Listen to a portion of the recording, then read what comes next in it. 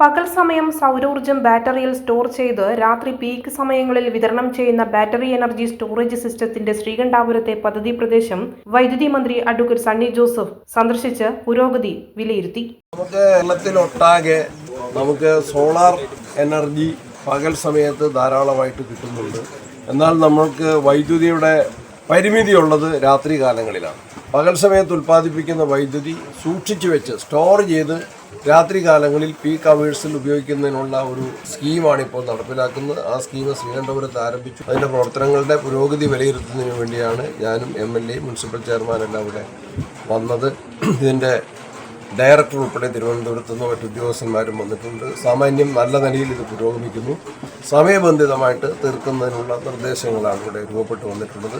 ഇതിൻ്റെ മിഷനറിയൊക്കെ പുറമേ നിന്ന് ഇന്ത്യയിൽ നിന്ന് തന്നെ കൊണ്ടുവരേണ്ടതാണ്. സമയബന്ധിതമായി അത് കൊണ്ടുവരുന്നതിനും സ്ഥാപിക്കുന്നതിനും അതോടൊപ്പം തന്നെ അനുബന്ധമായിട്ടുള്ള ഈ വൈദ്യുതി ഓഫീസുകളെല്ലാം ഇവിടെ തന്നെ സ്വന്തം കെട്ടിടം പണിത് സജ്ജീകരിക്കുന്നതിനുള്ള ഒരു നിർദ്ദേശങ്ങളാണ് ഉയർന്നു വന്നിട്ടുള്ളത്. അത് വേഗത്തിൽ നടപ്പിലാക്കാനുള്ള തീരുമാനങ്ങൾ എടുത്തിട്ടുണ്ട്. നല്ല നിലയിൽ ഇത് പുരോഗമിക്കുന്നു.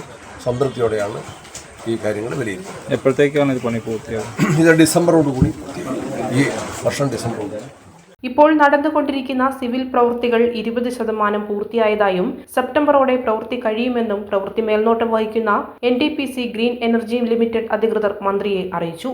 സിവിൽ പ്രവൃത്തി പൂർത്തിയായാൽ ഉടൻ പദ്ധതിക്ക് വേണ്ട ഉപകരണങ്ങൾ എത്തിക്കും. തുടർന്ന് 1.5 മാസത്തിനുള്ളിൽ മുഴുവൻ പ്രവൃത്തിയും പൂർത്തീകരിച്ച ഡിസംബർ ആദ്യവാരം കമ്മീഷൻ ചെയ്യാൻ കഴിയുമെന്നാണ് പ്രതീക്ഷിക്കുന്നത്. 40 മെഗാവാട്ട് 160 MWH ആണ് ശ്രീകണ്ഠാപുരം പദ്ധതിയുടെ ശേഷി. രാത്രി 4 മണിക്കൂർ നേരം വിതരണം ചെയ്യാനാണ് പദ്ധതിയിൽ നിന്ന് വൈദ്യുതി ഉത്പാദിപ്പിക്കുക. സർക്കാർ സ്ഥലം മാത്രം വിട്ടു നൽകി സ്വകാര്യ കമ്പനി സൗരോർജ്ജം സംഭരിച്ച് രാത്രിയിലെ 4 മണിക്കൂർ നേരം വിതരണം ചെയ്യുന്ന പദ്ധതിയാണിത്. ഇതുമൂലം സർക്കാരിന് യൂണിറ്റിന് 7 രൂപയുടെ അടുത്ത് മാത്രമേ ചിലവ് വരുന്നുള്ളൂ. കേരളത്തിലെ ആദ്യത്തെ ബസ് പദ്ധതി കാസർഗോഡ് മൈലാട്ടിയിലാണ്.